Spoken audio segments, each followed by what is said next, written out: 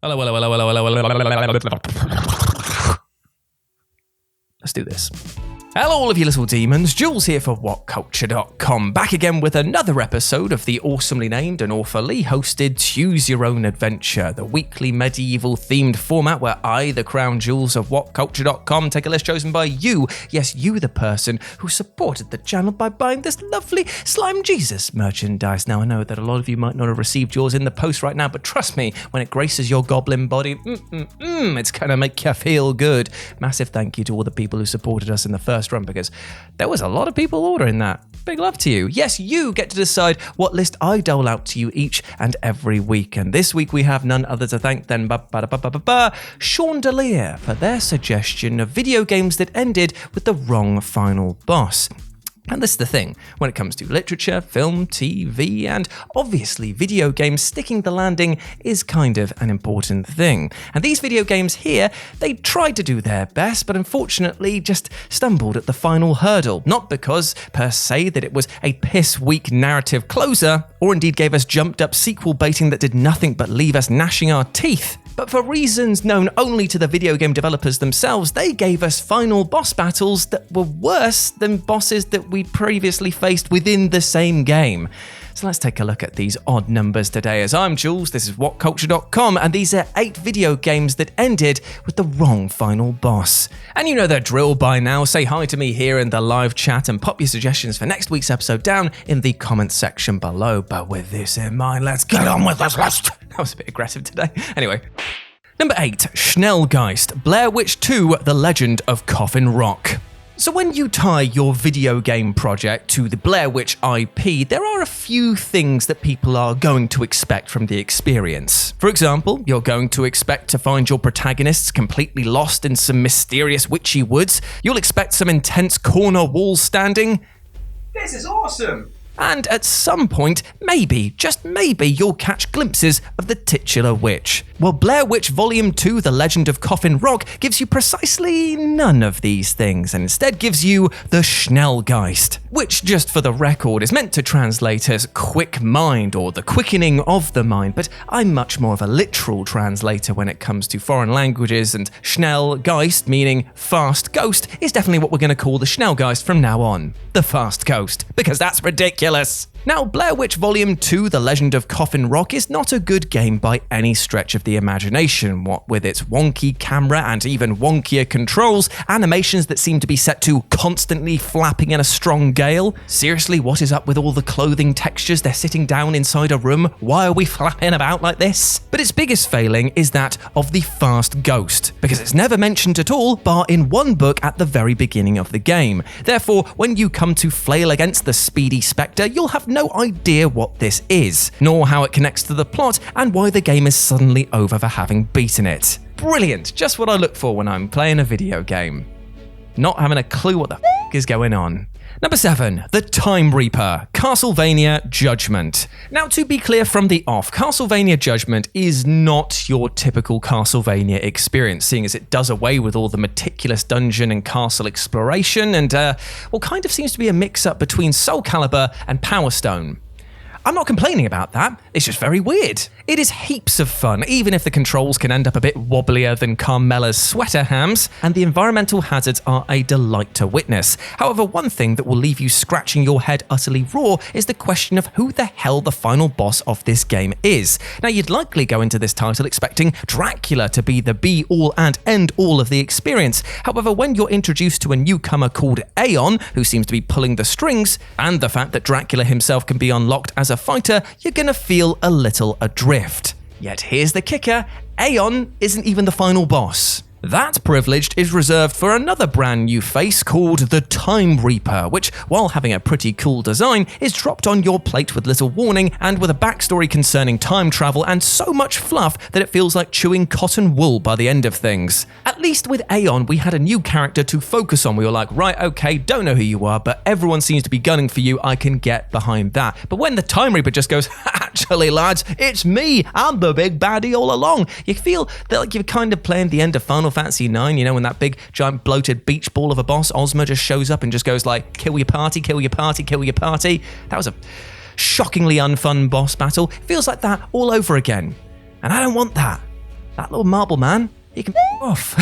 Number 6, the Chimera, Crash Bandicoot Mind Over Mutant. Now, it's pretty safe to say that any Crash Bandicoot experience that doesn't end with you squaring off against the hammer-headed heel that is Dr. Neo Cortex, it's gonna feel a little bit strange, and the rather lukewarm experience that was Crash Bandicoot Mind Over Mutant on the DS, well, it definitely is very, very strange.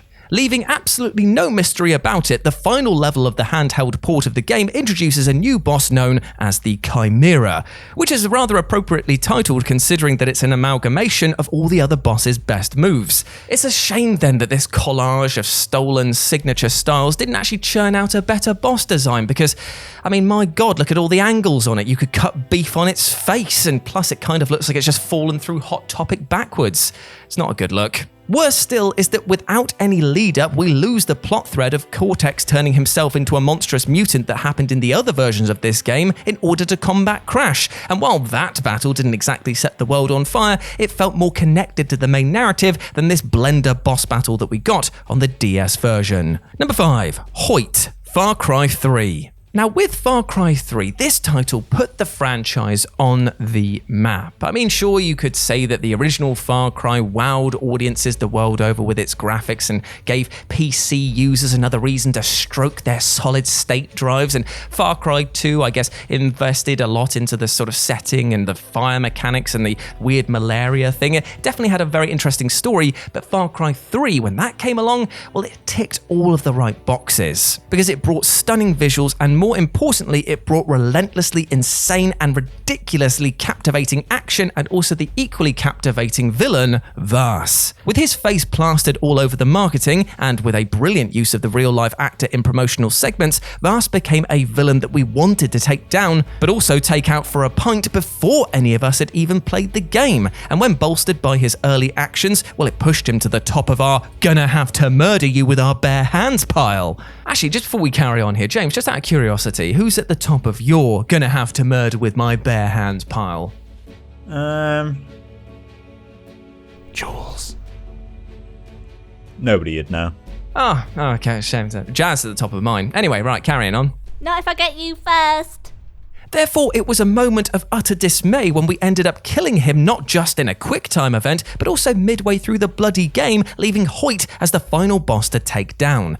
The narrative had posited HOYT as the actual man in charge for sure, but his lack of involvement in the early game suggested that Vaas would maybe make a bid for control and become the final boss. Hell, if he'd done that, it would have made for a much more interesting third act for sure. I mean, God, I kind of yawned through the closing act of this game after that. After he died, I was like, oh, well, there goes the fun. See you later. Bye.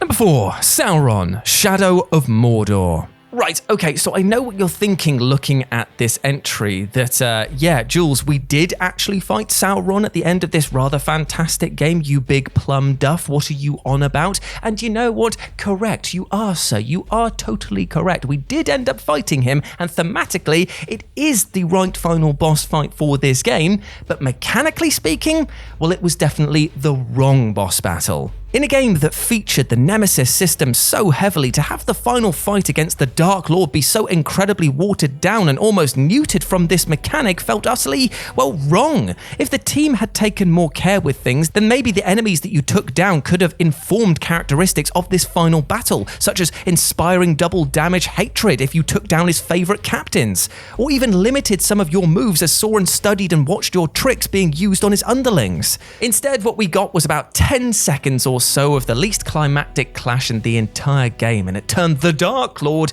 into, well, the duff and depressing Lord. Did not enjoy this. Number 3, Alpha and Bravo, Vanquish. When it comes to over-the-top action, gameplay quicker than a greased-up whippet with a bum full of dynamite and a chance to take on a whole host of rascally Russian robots, then you cannot do better than Vanquish, a game that pretty much sprints out of the gate and never lets up for a single second. It is such a joy to take gravel-throated Sam Gideon and his endless supply of cigarettes on a journey to stop the evil Russian Viktor Zaitsev from unleashing unleashing the focused solar power of an orbiting space station onto Earth, especially when it appears that Sam and Victor will come to blows in the best way possible, also known as a high-speed robot rumble. However, the final boss battle in the game against Alpha and Bravo throws a pretty heavy curveball at you, because it turns out that neither of these advanced cybersuits contains the main antagonist. Yeah, it turns out that Victor's just left the station. He's happy with what he's accomplished there, and he's just been like, yeah, you can take on my robots, mate. I already won the war. I've done what I needed to do. See you later. Peace out. Bye. And yet Sam and his team, they celebrate like they've just drop-kicked Stalin in the face and a bald eagle's done a dump on his head. Yet they've lost the war.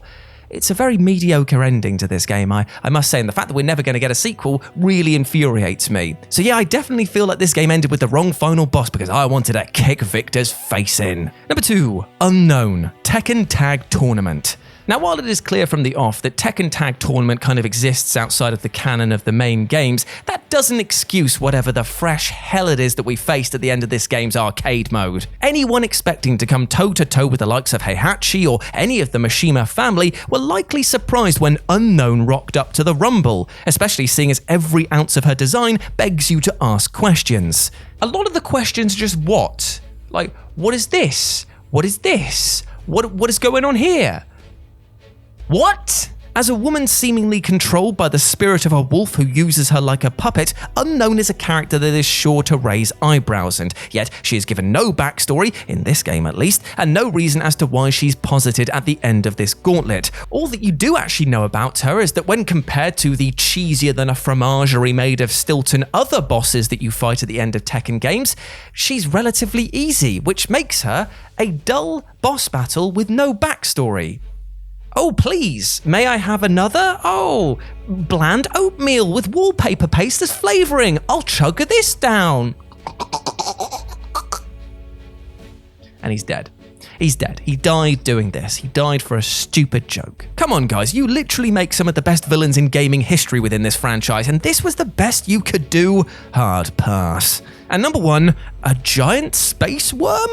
GROWL. Right, so for those of you who have never played GROWL, buckle up, because we're going on a bit of a journey. In the copy-paste corral that became flooded with titles that looked to ape the success of the likes of Double Dragon, Golden Axe, and Streets of Rage, many 2D brawlers came and went without much notice. However, GROWL decided to separate itself from the pack by being absolutely and utterly insane. For a start, the central focus of the story was on stopping evil poachers from hunting animals to extinction, and doing so as a roided up Indiana Jones and friends. And when things start with a grenade being casually thrown at you, you know you're in for a pretty intense experience. And as you smashed and whipped your way through wave after wave of goons, the mysterious leader of this group always just seemed to be out of reach. That is until you reach the final stage and this strange top-hatted fool complete with rocket launchers aims to make your day a misery. And here's where you think the game would end, right? Because it kind of makes sense from a design perspective. Well, what little sense GROWL makes in the first place. The fact that he's made of like all these cybernetics, he's like a cyborg, it kind of would imply that this is a being who truly hates nature and would want to see it destroyed at all costs.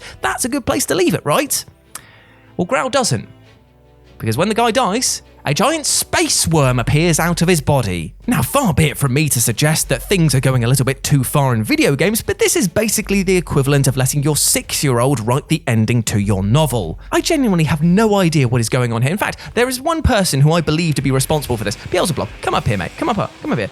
Did you have anything to do with this? Because it totally reeks of your design choices. You're just like, all right, okay, that's a fine way to end the game. Let's add a bit of craziness into it. Like, I'm not complaining. And I really shouldn't be agreeing with you sometimes because I do hate you, one for good luck. I do have to admit, that was crazy enough to work. But maybe we should have ended with the final boss battle that he planned, right? I mean, Slime Jesus, I know that you're cash rich now with the fact that the merch has been dropping. But at the same time, the ending that you wrote of the top hat twat being felled, that was probably the best way to end it, right? Maybe I'm wrong. Maybe I'm the one that's wrong. Maybe I'm going crazy. Maybe these guys don't even exist. James, help me out.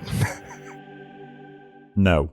Yeah, so what follows is a boss battle so strange that you'll be left with more questions than answers, and GROWL, in typical fashion, is giving you precisely none of them. Cheers. And there we go, my friends. Those were 8 video games with the wrong final boss. I hope that you enjoyed that, and let me know what you thought about it down in the comments section below, as well as your suggestions for next week's episode. Big love to all of you, my friend. And if you want to talk to me on the social medias, you can follow me over on Twitter at RetroJ, or you can swing by Live and Let's Dice. It's where I do all of my streaming, Warhammer battle reports, do some painting bits. You can probably see a few of my tables working through some Grey Knights at the moment. Ooh, nice and silvery, shiny as than my forehead. Fantastic. Good times. But yeah, that's where you can go check that out. But before I go, I just want to say one thing to you, my friend. I hope that you treat yourself with love and respect. Now, recently, a bit of real talk for you now. I went home this last week back to Devon and saw my mum and saw my family, and it was really, really nice to see them. It was good to get in touch with them in that sense, because it was like a grounded bit of anchoring. Like, you know, I could talk to them about some stuff that's been on my mind recently. It was good to just sort of like catch up with them and stuff like that. And I would just encourage you, if you have the capabilities to do so, to talk about your problems and your victories in life as well. Make sure that you share all the good things as well with friends and family, because discussing stuff like that, getting it out in the open, it definitely moves the conversation on and allows you to go forward and live a healthy and happy life. I just want you to make sure that you're never feeling like you are alone with your problems, because I assure you, you are not. Big love to you, my friend. Take care of yourself, all right? As always, I've been Jules. You have been awesome. Never forget that. And I'll speak to you soon. Bye.